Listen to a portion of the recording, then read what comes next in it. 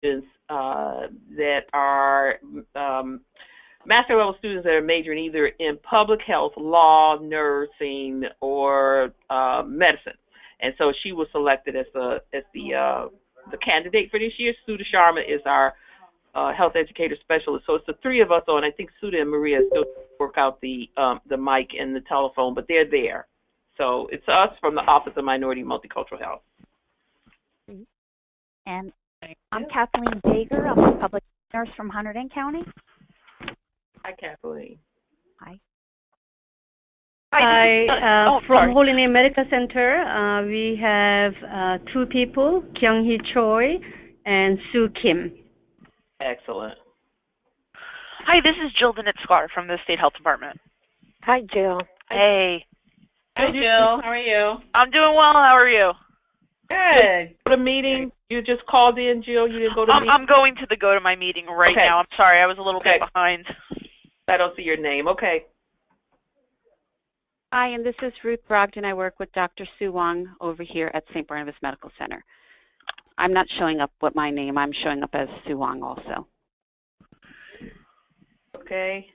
And then Hi, this is Allison Portney. I work with Jill at the New Jersey State Department of Health. Great. Hi, Allison. Hi there. I was wondering who you were, Allison. So suspicious we are. Who is Allison? Interlopers. Yeah. Well, that's great, Jill. I didn't know you had somebody else who was like working with you. Yeah. She started a little while ago. We had her very focused on the adult stuff for a while. I don't know if you guys knew Patty Jordan, but she passed away. So she's no longer working with us. So Allison is going to start picking up some of that slack, and then hopefully we'll get someone into the position. Okay, great. All right, well, welcome, Allison. All right, so why don't we get started? This is our agenda. So Ruth is going to help us review minutes, and then we'll go into our new website and some updates after that. And we'll have a chance where people can update the rest of the coalition on some of the work they do, because I feel like that's always really interesting to see what our coalition members are doing. Are you advancing the screens, Sue? Sorry? Are you advancing the screens? Ma'am, can you not see it? Oh. Oh, man. This is what we're going to do. I'm going to go to my screen. Okay, what about now? Now I see a different screen. Yeah. Okay, yeah, for some reason my Mac doesn't like the PowerPoint. Okay. So I have to show you my screen. Okay, so this is... Mac only likes Mac stuff. That's why. I know. That's this love-hate relationship I have with it. So, all right, our agenda, we're going to review the minutes and then go over the new website, which I hope all of you guys will use. And if you have things you want to update on it, we welcome that too. All right, so Ruth, I'm going to hand over the minutes to you. Okay, we had circulated the minutes along with the agenda. I hope everyone had a chance to review them. We just have some old business last time. And by the way, thank you, Sudha, for capturing these minutes last meeting, which was back in March. Dr. Daniels provided a report on the first New Jersey Hepatitis B Coalition back in December. We had agreed that we will be holding our coalition meetings every other month, and we discussed Minority Health Month kickoff, which was in April. We discussed new business that was coming up regarding the Rutgers 21st Annual Public Health Symposium on April 11th, and also Rutgers Day, which was held on April 30th. And then Dr. Wang had shared with the coalition a presentation from the CDC on their strategic plan and vision. She also discussed World Hepatitis Alliance and World Hepatitis Day and the launch of the NOhep program. I just am headlining the minutes so to not belabor it, because I know I did send out the minutes. So I'll just give everyone a couple of minutes just to kind of look it over before we move to accept the minutes.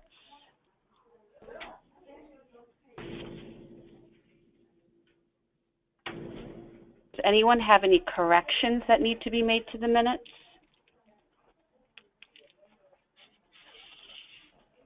None here. No.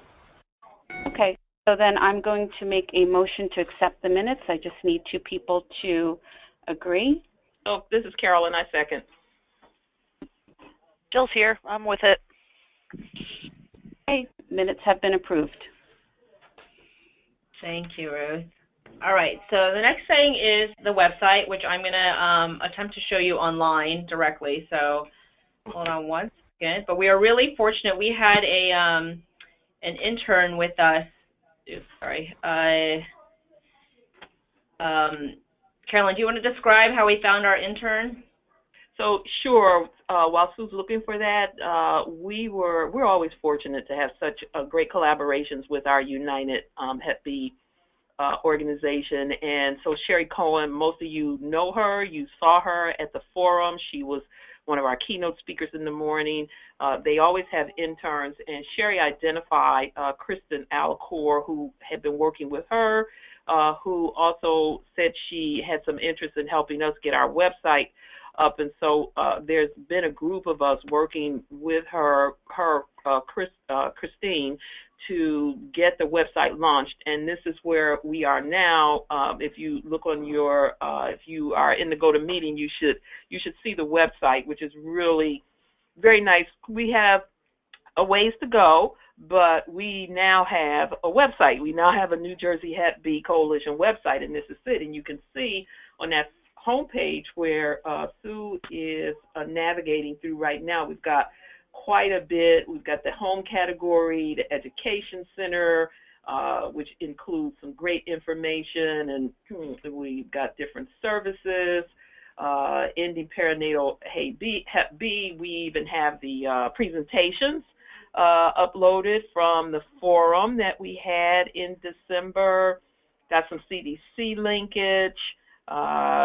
We are, happy to have those infomercials there that are in English and Chinese and Mandarin. I think I don't know if they're in Korean or not, but I know they come in languages other than English. And so what we're trying to do is to make the website a useful, interactive space for our coalition members, and we are encouraging our coalition members as well to submit information that we can then upload to the site. For instance, and I know Holy Name's going to talk about this, and we're so proud to have them as a partner because they just received this degree honor from the White House, which they're going to talk about, so I'm not going to say any more about that. But those kind of newsworthy items or anything that you are doing, you want to spread the word, this will be a great way to get that information out, not only to our coalition members, because other people may be visiting the site as well. And so keep us in mind, and photos. We love photos. We'll upload them and have them in the slide presentation that you see going across the homepage now. And then if you go to the About Us, what you'll see is the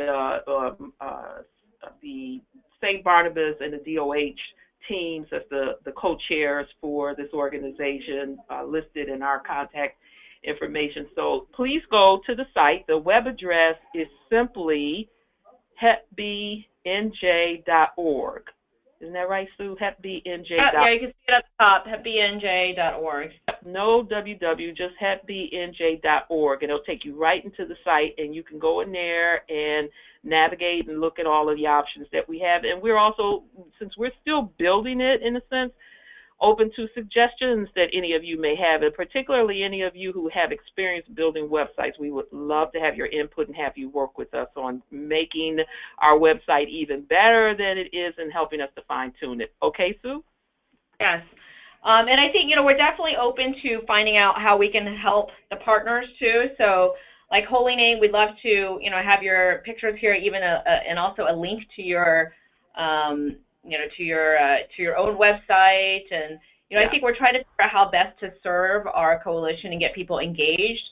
So if this can be a place where other people can find out about your hospital and the screenings that you do, that's what we'd like. So even offline, if you can tell us what you think would be helpful to you, we think this benefits everybody. So if our partners want to, we can list the partners and link to their websites. That way people can see all the hepatitis activity happening in New Jersey. So we can talk about that offline, and you can let us know what you think would be helpful. Yes, certainly we will take a closer look at that holy name. Yeah, that would be great. Yeah, send us your information and we can post it all as well. We did this literally, I feel like, in the past week. We were lucky that the intern she was really fast, but we just started emailing her the pictures we have, which is obviously not representative of all the partners, but it was a really good start. So now we just have to maintain it. So, if you give us stuff, it'll give us give us an opportunity to try to manage the website. Okay. Anything else? That was good that you did that. I'm impressed. Yeah, and the other thing, I think there was some, we could feature people's Twitter feed or Facebook pages too. So that's something we can add to it, to highlight different partners' activities. Okay, hold on. Now I got to go back to this, and I got to go back to my slides. All right, so here are some updates. Internationally, actually this is a very busy week. The World Health Assembly is the annual health meeting for the WHO, and that is happening right now as we speak in Geneva. So they will be approving what's called the Global Health Sector Strategy, and one of those components is the elimination movement of viral hepatitis. So that is going to be reviewed this Thursday, and we're hoping that all the members of WHO, which are all the country members of WHO, will adopt it, which means that they're committing to eliminating viral hepatitis in their own country. So we are really, what we did as Hep B United and World Hepatitis Alliance is we wrote, there's a letter that we wrote, and we addressed it to the ambassador of the U.S. who goes to the World Health Alliance meeting, basically showing him that all of us advocates are watching what they do at the government level, and we want them to commit to these goals because we need to basically every step, a lot of it has to do with screening, linkage to care. We want them to make it a priority for all the countries. Okay, so that's happening on Thursday. Hopefully, we're all hopeful that it will pass, and it will be one of the goals for WHO to move forward in eliminating viral hepatitis. All right, so the next thing is the Institute of Medicine report. There is a draft out there right now for it's all tied and connected to this World Health Assembly, where we are now, the government is looking at whether it is feasible in the U.S. to eliminate viral hepatitis B and C. And I've looked at the draft, and basically they say it is feasible, but it requires a significant commitment from the government, and obviously there need to be resources to help us get to that point. So this is a big step. It means that as a country, we believe that we have the tools and we have the commitment to try to eliminate viral hepatitis as a public health problem, which doesn't mean necessarily there will be 0 cases, but that we are able to control transmission, and then we have the tools such as Hep C cure, Hep B medications, and vaccines to really significantly reduce the number of Hep B and Hep C cases in our country. Oh, and then the third thing is the NOhep Global Hepatitis Elimination Movement, and I'm going to provide some slides on that next. And this is something we want all of you guys to get on board with, because this is something we're hoping is as ubiquitous and as common as the red ribbon that you see for HIV, where everybody sees some of these logos and social media images and know right away that they have to do with hepatitis. All right, so this is a picture of last year we had our first ever World Hepatitis Summit. This is in Scotland. It was an international event for anybody who is a member of World Hepatitis Alliance. And I would recommend anybody who is part of an organization that it does a lot of hepatitis work to apply for the World Hepatitis Alliance to be a member. And you can be a voting or non-voting member, but anybody who's a member is invited to the World Hepatitis Summit. and it actually has their travel covered for, and you're able to be a part of this large community. So we're still taking memberships, and the next meeting will be in March in Sao Paulo, Brazil, because they've done amazing work in the field of viral hepatitis. All right, so World Hepatitis Day coming up July 28, 2016. Every year there are events around the world basically celebrating World Hepatitis Day. Just a little background, World Hepatitis Day is only one of 7 national days that WHO puts on their calendar. So it was a big deal in WHA. The World Hepatitis Alliance was a big advocate for creating World Hepatitis Day on July 28th. So now WHO is moving forward, and now we have this elimination strategy, which we hope will be adopted on Thursday, signaling that we are committed to eliminating hepatitis. What we really are hoping is that that this becomes a social media approach with a wide appeal, not just appeal to those who are interested in health issues. So, and why do we need this? Well, I think we all know that awareness of hepatitis generally is very low. Those of us who do work in the community, anytime you have to talk to community members, you realize that people are not quite sure what to think of hepatitis. There's a little bit of a taboo because they think it's like STD or IV drug related, and so people are not willing to talk about it and even willing to be screened sometimes because the general knowledge about hepatitis is very low. And when you look at the advocacy voice, we're definitely not as vocal as those people who advocate for HIV and non-communicable diseases. So countries are definitely starting to take action, but we need continued pressure to reach our goal. Funding, as we all know, is definitely a barrier and will not be overcome without some significant pressure for resource allocation. So what we're all hoping is that having a global movement will really create a platform for all of us in the hepatitis community to join together and elevate all of our voices. All right, so, oops, sorry. I'm trying to get my, okay, here we go.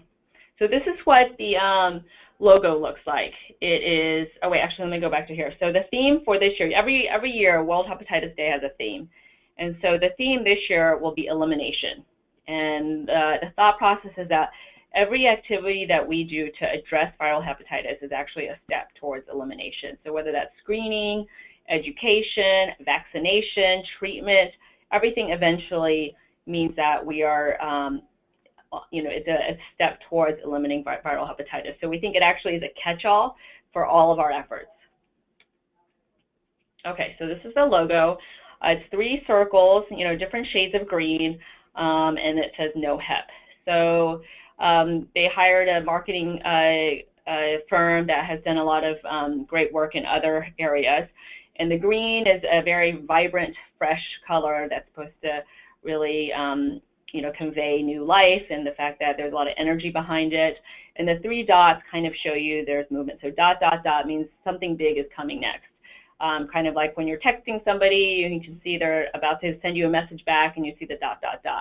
Or like when somebody writes a sentence and there's a ... that means something else is coming. So this is a campaign that's geared towards achievement, and the goal is that eliminating Hep B is the next big achievement for us as humankind.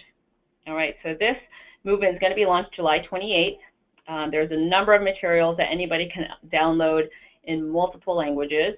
We want everybody to use these 2 hashtags, NOhep and hashtag World Hep Day. And so what's really interesting, I think different about this movement, is that we're really trying to spin this as a social justice movement, so that we're uniting the hepatitis community and beyond. So not just people doing work in hepatitis, because as we all know, that's actually a very small community. And we're trying to get everybody to take action beyond what's already been happening with the goal of eliminating hepatitis by 2030. So it's going to be an interactive platform, and we hope that it'll be so elevated and so visible that it will be an actual accountability tool for governments and decision makers to really put pressure that they're meeting the targets. And we all know that really makes a difference. The lobbyists make a big difference, that when you actually campaign and create some visible pressure, that people actually, make decisions often because of that. So the campaign is going to be very positive. So rather than, we're trying to stay away from scare tactics, but really positive, trying to get people to focus on achievements and that this is our next greatest achievement, eliminating viral hepatitis. So we're hoping to reach over 300 million people, and that this is something that we can use from individual advocates to large-scale organizations to elevate everybody's activities.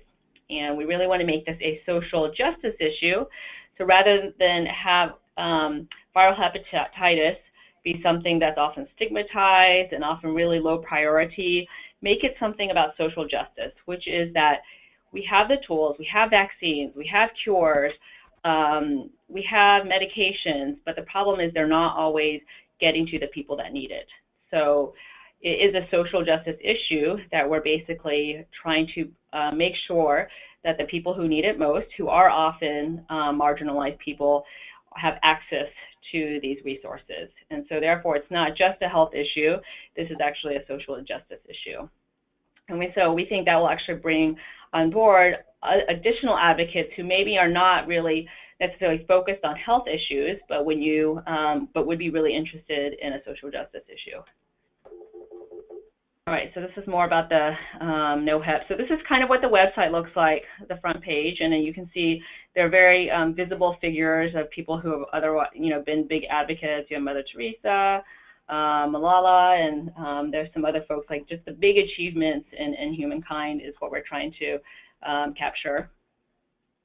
All right, and there are different messages. So there's multiple messages that we think will fit what different people are doing for hepatitis. So NOhep is right, NOhep is smart, NOhep is for all. It's not, we want to destigmatize it. It's our next greatest achievement. There'll be messages about vaccinating, testing, treating, and educating too. So if you get on the website, you'll see there's actually a number of materials out there. There's posters, there's stuff you can print out like infographics, postcards, banners, basically whatever, they've developed a number of materials that people can adapt to their own activities. There'll be some collateral like wristband, shirts, pins, and these are things that, will be made accessible starting July 28th. So the website will go live July 28th, and but you can go to the NOhep page now and sign up. So when you sign up, they will start sending you notices. So I encourage everybody to get online now, go to NOhep.org, and there's a place where you can see on my page here where you put in your name, your email, your country. And when I did that, they send you an acknowledgement email, and then as it becomes active, they will notify you right away. There'll be a video this week. They're actually sending, I saw it already, an animated strategy video, which is very good and can be put on your website or whatever, or even used as an education tool when you meet with the community. And there'll be other website and social media platforms that begin July 28th. So there are actually two websites. We have the NOhep website, which is about the elimination movement, and the World Hepatitis Day has always had a website, and usually we basically have on it what the theme of the campaign is for that year. So the theme of the campaign this year is the NOhep movement. So World Hepatitis Day, this is what the website looks like. It describes the elimination movement, and what you can do on the website is you can actually post your own you'll see there's something called the map of impact, where you can post your events on what's happening. So you can say, in New Jersey, we're doing a screening event, and that we want the map to basically be covered in activities that people are doing in hepatitis, so people can see who's doing what in the realm of hepatitis. So there are ways of posting your own activities to the photos and also to the map of impact. So we're encouraging everybody to get on NOhep.org, become a heptivist or hepatitis activist, sign up, spread it through your social media, put it on Facebook, Twitter, Instagram, whatever you use. Download and use the NOhep logo, and basically you can download it from the website, which I'm going to pop up real quick. Use the social media, and what we're telling people, we don't want it to replace your logo. It's in addition to your logo, so the people start recognizing this universal NOhep logo. And I'm just going to show you real quick. Sorry. Okay. This is the World Hepatitis Alliance webpage. So this has a lot of information. But this is the World Hepatitis Day website, which I'm talking about. And this is the video, actually, which this is something that is great and talks about, you know, gives you a nice background about the elimination movement. So this is what they're releasing at the World Health Assembly, and they're showing it to the ministers of health to get them on board. So you'll see that these are the campaign materials. So basically, when you go to this, like say I want to see the toolkit and I want it in English. Okay, or maybe I want the logo. I want to use the logo. And as you put in the language, and then these are all the things that you can download and use yourself. Okay, so yeah, I hope that, you know, you guys use it. If you have any feedback, please let me know. If it's hard to use, you're not finding what you want, let me know, because I work directly with the media folks at the World Hepatitis Alliance, so I can tell them if anything needs to be adjusted or changed. All right, great. Is there another website? That was all I was trying to show. Okay, so let me go through all my slides and get to the end. Okay, great. Okay, next, so moving forward on our agenda, well, first off, these are all the websites I just mentioned, and the Twitter handles, Instagram handle, Facebook page for the NOhep movement. All right, so the next agenda, we want to talk more about kind of what's happening within our coalition partners, and we want to extend a very big congratulations to Holy Name Medical Center, which just received last week a White House award during Hepatitis Testing Day. And I want to share this great picture I was able to find on your press release. And I want to invite you guys to share your experience and share what you learned there. I think Kay mentioned that there's a YouTube of the video of the event that I definitely have to try to catch because there are some announcements from HHS that she thought would be really important for everybody. So I'm going to hand it over to you guys. Okay, thank you so much. So Kyung-Hee Choi and Sue Kim again from Holy Name. Thank you for congratulations. And it was quite an amazing experience to the White House and receive the award. So we were one of the 12 sites which got selected for viral hepatitis screening recognition awards. And for us specifically, we were recognized for the hepatitis B screenings. So as I shared with Dr. Sue Wang, within Asian Health Services at Holy Name, where I am heading that group, we have screened almost 12,000 Asian Americans with hepatitis B. Wow. And yeah, 12,000 is quite a bit, isn't it? And our result shows that I have this page if you want to go over them. Did you post them? Yep, I have them. Everybody should be able to see them, right? Can you guys see the? Yes, we can see them. Yeah, okay. you can see it. It was year by year, right? 2009, we started with 107 and 10, 11, 12, all the way last year, 1,870. And then you will see the Hep B carriers and then people who are needing vaccinations. So the carriers so far is about 3% of the total, and people needing vaccination at 36%. But it's interesting though, within this group, from 2009 to 2014, they were mostly Korean Americans. So the Hep B carriers among Korean Americans tend to be lower than, let's say, Chinese Americans. So starting last year, we began to include Chinese community members. And if you calculate 66 over 1,870, that rate is now 3.5%.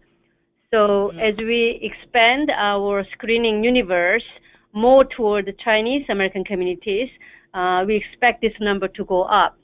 And on the other hand, the vaccination rate among Korean Americans were much higher than Chinese. So it's interesting now that vaccination rate used to be somewhere between 38, 39, as high as 40%, but now it's at 36%. So as many of you know, we do have the Asian Liver Center at Holy Name, and we encourage our people with needing vaccination and treatment plans. We link them to our physicians. So many of them have been following up with the vaccination and treatment plans at our Asian Liver Center. So at the same time, if they are traveling from far away, we encourage them to go to see their own primary care doctors and hepatologists. So award was really great, and as I mentioned, the YouTube link covers the entire ceremony. That was pretty long, actually. We spent almost the entire morning, so it's more than 2 hours to watch. But certainly there are a lot of initiatives that came out from Human and Health Service area as well as CDC. My takeaway from that presentation was that government is going to focus a lot on hepatitis C. Yeah. And yes, now, which is a problem. We have to get them to focus on B too. That was my takeaway. And I said, no, wait a minute. Hepatitis B seems to be all Asian issue, and therefore government is not spending as much time and energy. Yeah. So we have to reverse that. Exactly. A lot of funding allocated for hepatitis C. There's a lot of comorbidity, right, between HIV and HCV. About 25% of people carry both. And death rate, as you know, Hep C death rate has surpassed other communicable disease. So government is focusing a lot on that. So and outside of a White House award, by the way, also we met up at Holy Name. Holy Name CEO, myself, and some of us at Holy Name had a visit from one of the high-ranking people from Gilead. Greg Alton, who is EVP there from head office, he came to visit us, and I asked him to support us with the hepatitis B screening activities. So, if any, I think we have to work a lot in doing fundraising through private organizations, but also on the side, work with the government officials. By the way, Dr. Wang, Dr. Ward at CDC says hello to you. Oh, thanks. Yes, John's been a very big supporter, and he's great to work with, but we definitely have to push him, too, because he's very focused on C himself. And so oftentimes it really is the advocates. I mean, I think you saw, I don't know if Joan Block was there, but she's with Hep B Foundation. But she, she often gets frustrated. She said, you know what, they tell us they're going to do work on Hep B. They smile. They say, yes, we support you. But then things like, so the MMWR that came out for World Hepatitis Day, for the Hepatitis Testing Day, only discussed Hep C. It did not even mention Hepatitis B in their entire article. So, Joan was very upset. And apparently, I think 2 of her people actually boycotted this event because they felt like so much of it was focused on Hep C. So I'm afraid it's going to be getting even worse. So we need to unite and work together. So I will certainly put my efforts to make sure that we are getting the attention of what we need. So maybe Dr. Wang, at some point I'll come to visit you and come up with a bit more of our own strategy here. Yeah, that would be great, Kyung. I mean, you've been such a vocal advocate, and even before I started working in New Jersey, I heard a lot about what you were doing. And I think that, New Jersey there's a lot more work that needs to be done. There's a lot of, there's just a lot of people who don't know a lot about hepatitis B, including the providers. And so the more attention we can bring to it as advocates, I think, it helps all of us, really. And one of the things I didn't mention, but the IOM report, the Institute of Medicine report that is they're actually putting out 2 reports, one which is the draft. The first step is saying whether or not it's feasible to eliminate hepatitis, and the second phase will be what are the steps to do it. And it just so happens that the physician who's the chairperson for the committee happens to be Dr. Brian Strom, who is also the chancellor of Rutgers Medical School.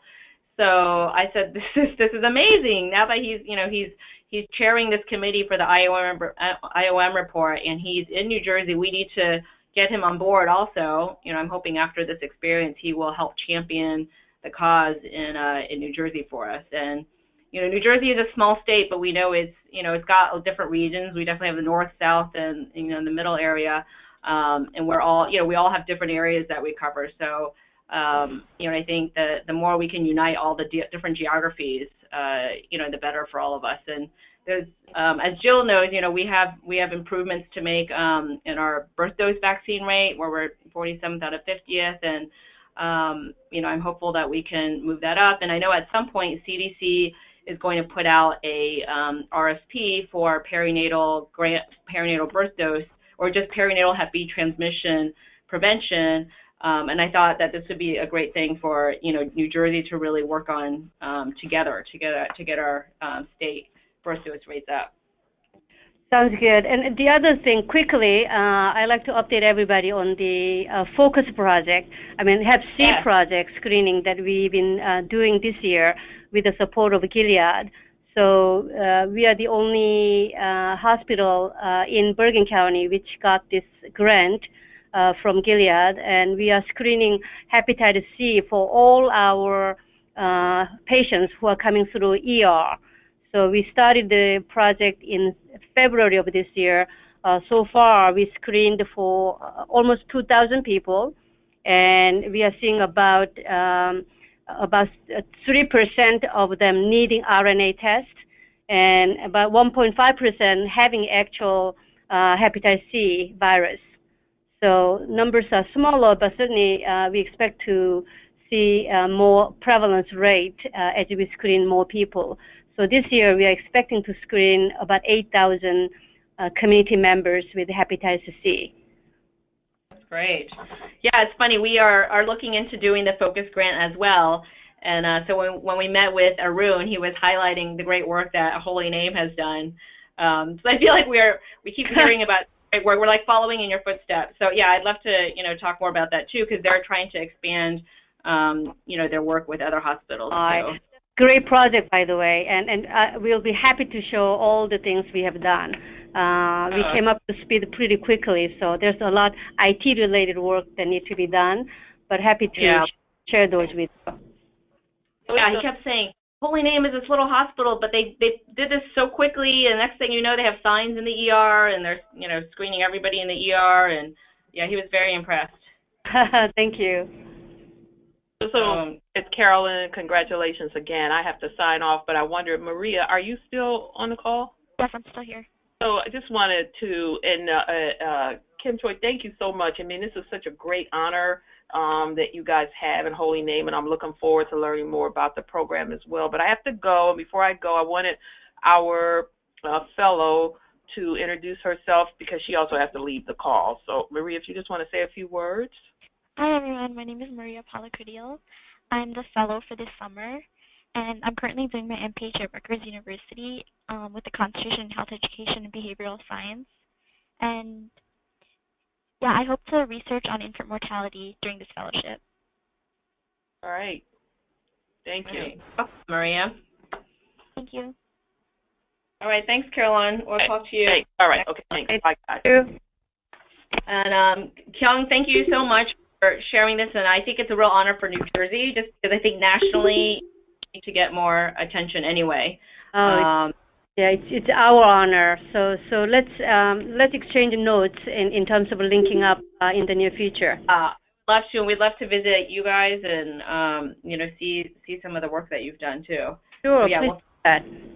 We'll figure something out. And then I actually want to open up the floor to see who has any questions for Kyung and Sue about the work that they've done. This is Kathleen from Hunterdon County. I just wanted to say congratulations. I think the numbers are fantastic, and how quickly they came up to 2015 and really got those numbers really high, and was interesting in now incorporating the Chinese population to see what those numbers will be in the future. Congratulations on your success. Oh, thank you so much. Really interesting. Kyung, I know one of the questions that a lot of that we get a lot is how do you, and for our population too, there's a number of people who aren't insured or have difficulty with accessing healthcare. How are you guys able to provide vaccination and linkage to care for the people who are at risk? Because New Jersey really does not have a good network for uninsured. Like in New York City, there are a lot of federally qualified health centers, and it's just an easier state for people to get care if they don't have insurance. Yes, New Jersey is the best. New York is the best, and New Jersey is one of the worst in that sense. We try many different ways. So when Obamacare programs came up, we were the first out in the community to help them with the sign-up. So about 5,000 families have received the enrollment support from us. So 5,000 families times 3, maybe at least 15,000 people, mostly Asian Americans. That's one thing. And the other thing is that we do a lot of fundraising activities. So myself and our physicians, under Asian Health, we have 150 Asian American doctors who are affiliated with Holy Name now. And many of them are out there introducing potential donors and pharmaceutical companies and whoever. So we are very active with fundraising. And last year, each year we are raising somewhere from $500,000 to $800,000. And we use that money, and also that is matched by Holy Name. Wow, you have a very innovative CEO, is what we hear. Yes, he is extremely innovative and very supportive. So we are spending about $1.4 million for Asian community a year. So half of that is supported by fundraising. And you are just seeing small portion of campaign that we are doing. And we spend a lot of money for diabetes, mental health, and health fairs. And what else do we do? Breast cancer walkathon. In fact, in June, we are doing breast cancer walkathon, and we select 100 women each year to provide free mammogram. And if we find cancer, then we provide all the surgery, chemotherapy, radiation. So any given year, about 10,000 Asian Americans are getting free screenings from us. And all of that is supported by fundraising. So out of 10,000, about 2,000 accounts for hepatitis screenings. Oh, you mean because you screen 10,000 for other yes. And 2,000 are hepatitis. Diabetes, another important initiative. I mean, 50% of our Asian populations are either diabetic or pre-diabetic. Yes, I see this in my patient population every day. Like they can be young and thin and healthy and still have prediabetes. It's remarkable. So, and we are helping a lot of them too. We go out to local churches and community centers. So we have very good staff members here who go out to our community organizations and churches every single Saturday and Sundays. Sue Kim is one of them. So she's leading our community efforts here. So a lot of work needs to be done. Yeah, you guys are doing really an amazing job. And so a lot of the fundraising is actually you're able to spend it on providing care for some of these people who don't have insurance. It sounds like the vaccines. Yeah, 100% goes out to the community. Wow. So yeah, it sounds like we have a lot to learn from you guys. This is really amazing. Are there any other questions for Kyung or Sue?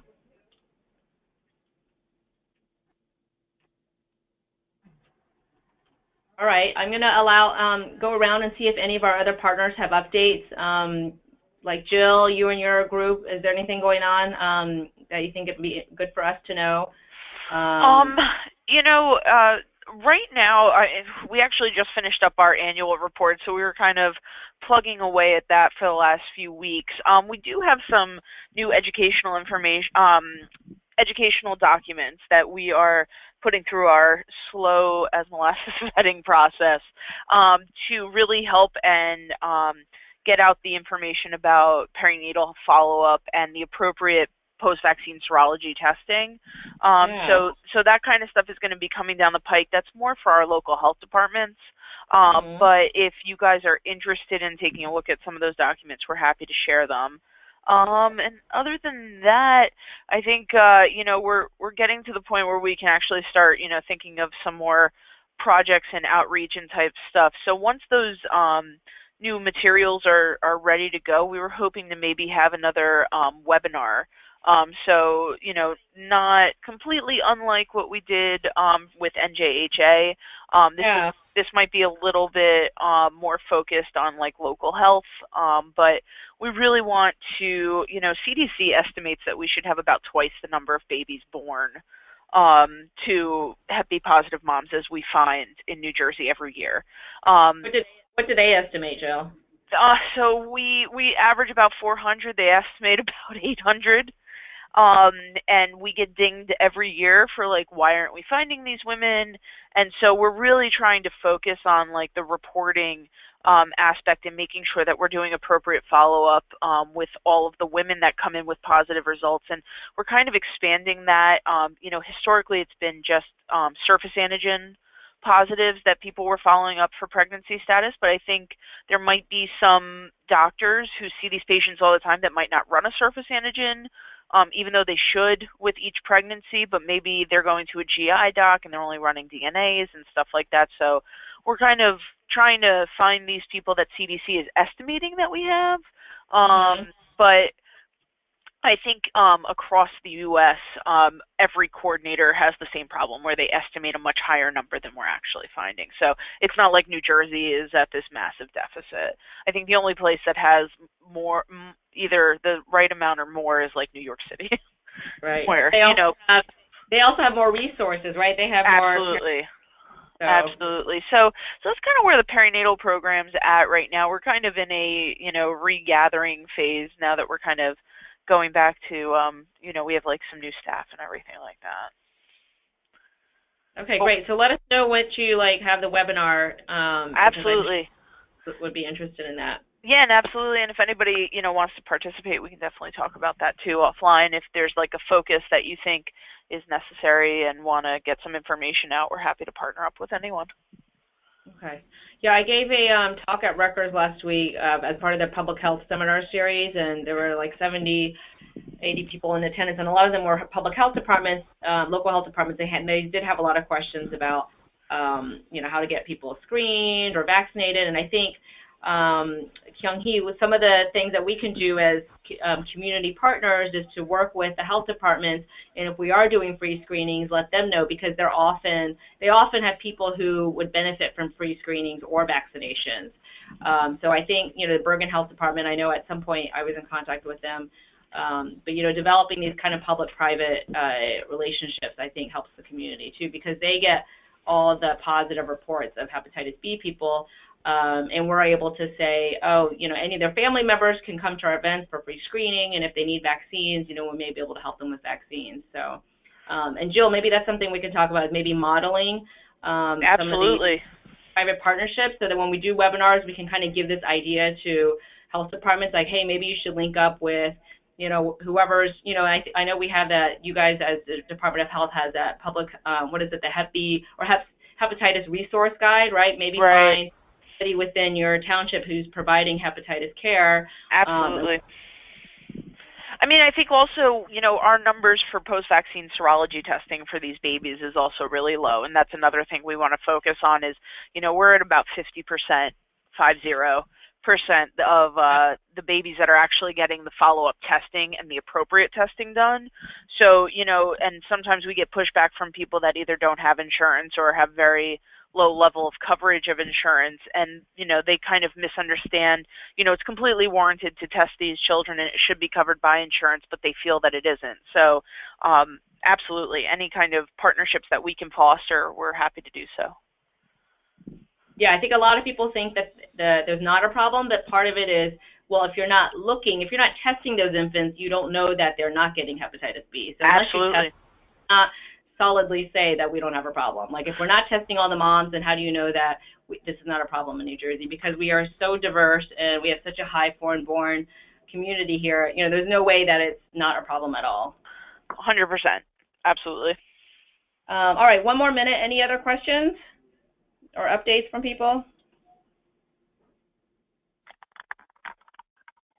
So I just have on the agenda, you know, we had really hoped to do a thunderclap, and we're going to try this next year. We needed 100 people. We were 40 people, you know, from doing a thunderclap, and we wanted to raise awareness on perinatal Hep B. We might be able to do this in July for World Hepatitis Day, so just stay tuned, and we need everybody to get on their social media and sign up for something like that.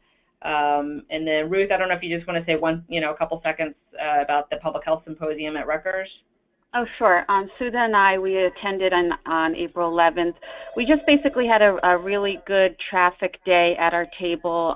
We had information on hepatitis B across the lifespan because Jennifer Smith was there as well, so she provided on the perinatal hepatitis B information as well as vaccinations. We just had a lot of questions. We had a lot of interest. We had a lot of traffic. They were also interested in the free testing that St. Barnabas offers, the free screening. You know, the issue there is we were in the Piscataway region. A lot of the testing tends to be done up north, so that was a bit of an issue when people really wanted to get the testing done. But I think it just spoke to the need of testing and, you know, coverage and people's concern with their health care. Yeah, so that's why we need advocates in all parts of the state. So, that's our list of things to cover the state and, you know, and hepatitis B advocates.